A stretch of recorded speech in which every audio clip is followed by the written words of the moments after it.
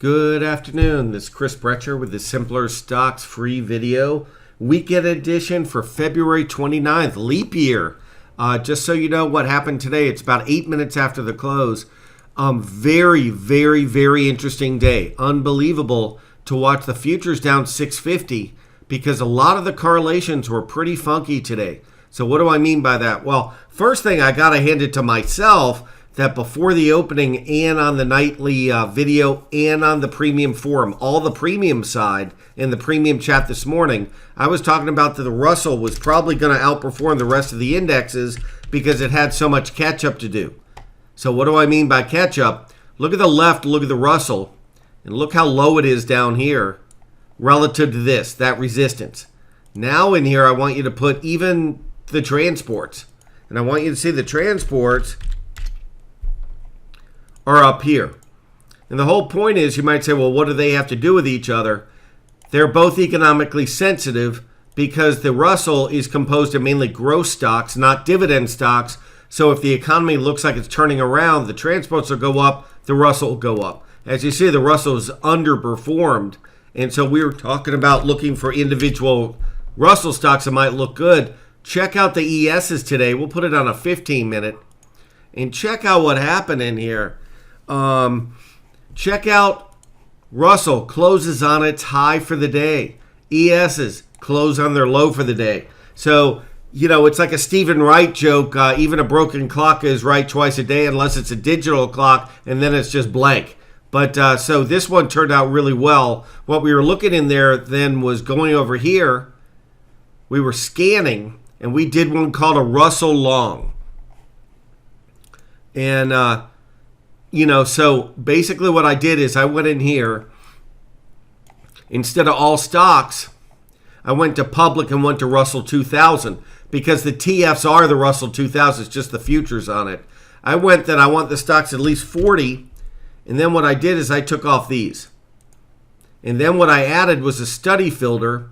And I added that I want the average volume to be at least 500,000 shares. 500, 5,000, right there. And then you scan, it's all of 68 stocks. You have to take this out and be sure it's stocks, not options, or it won't work. So give me a second to do this. And you scan, it should be about 68, 67. What you do then is you click on this. For all you under 30 years old, that is a floppy drive. I know that's far-fetched. That used to be a way to save information on your computer.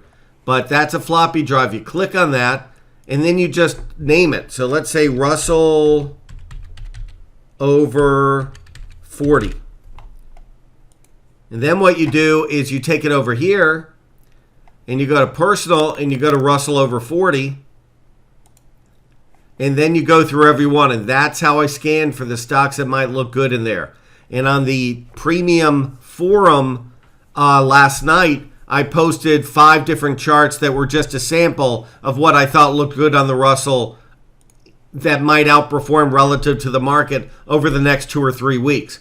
A lot of people are asking, why 2 or 3 weeks? Why aren't you looking at this over 6 months? There are times when I'll stay in something a long time.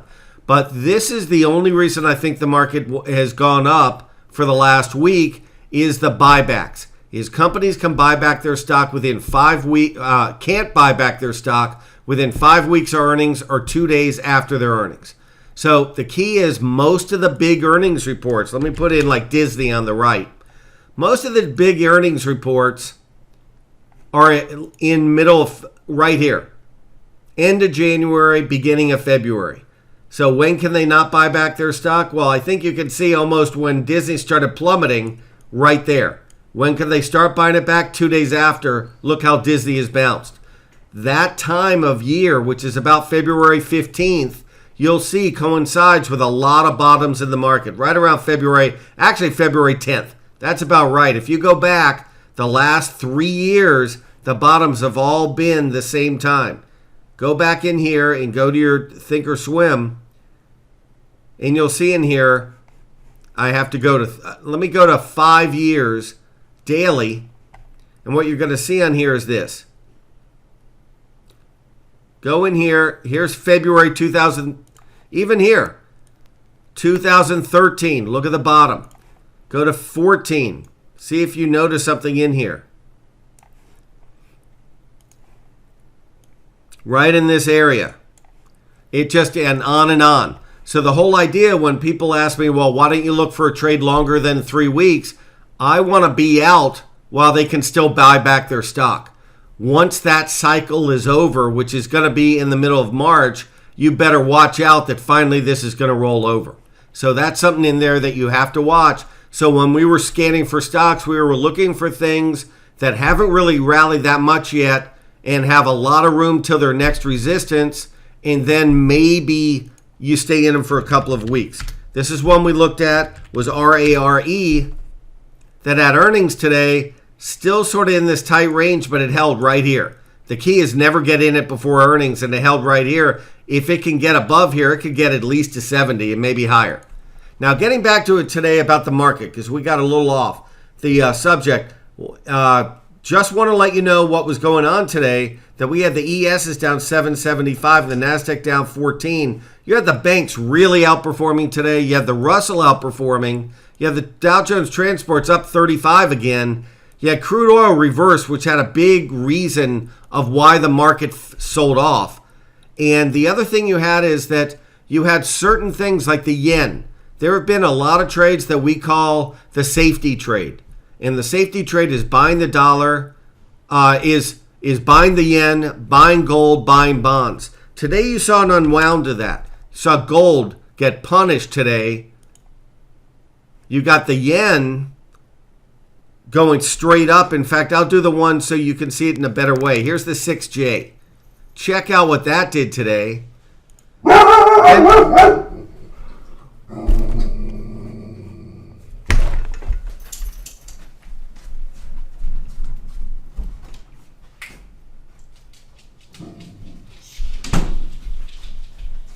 And you also had in here, sorry about my dogs there, they howl every time the market sells off. You got oil selling off, but you had the things that were the risk, where you're the risk off, which means going to the quality. They were buying the yen, they were selling the bonds, and they were selling gold. So the whole idea, this is called that risk off. Risk on, that they're taking the flight to safety trades and getting out of them, and you'd think that would make our market just go straight up. So if before the opening today, I would have told you the yen really was selling off right here. Let me show you this. So they unwound and got out of the yen. They got out of gold. They got out of bonds. You would have said, and the banks were up. All the banks were up. You would have said, oh, the market was up 150. Wrong, it actually sold off. I was very surprised it sold off. And what you see in here is during the day, what was the other thing that people seem for years to go toward? They went toward the Amazons and the Googles for the world, even though, in my opinion, I wouldn't say they're safe, but they were going for the FANG stocks. So what happened today? The NASDAQ underperformed. So the NASDAQ all day, even when the ESs were up 3, the NASDAQ was down between 10 and 15 all day. So it just underperformed because they took down the Facebooks and the Apples and the Googles of the world. So that's something to definitely watch. Not big. I'm not saying it was a giant move. I'm just saying that that there was a definite rotation today, and it sort of played havoc with the market. So what do you see for next week? You're going to have to watch the ESs and see if now that they've hit resistance right in this area, is it going to stop right at the 99? And this thing that we thought was going to hook up is going to hook back down. So that's what we're going to be watching for next week. Just so you know, one seminar that's coming up next week is from my boss, John Carter. And just so you know, really exciting about this. He's really good with this stuff. I think everybody knows that. And let me get it up here just a second. There's a free options webinar right here. And John Carter's going to show you options made simple. So if you look on this, a free webinar on Tuesday, March 1st at 7 p.m., it'll well be worth your while. It's going to be a great seminar. So everybody take care. I will talk to you on Monday.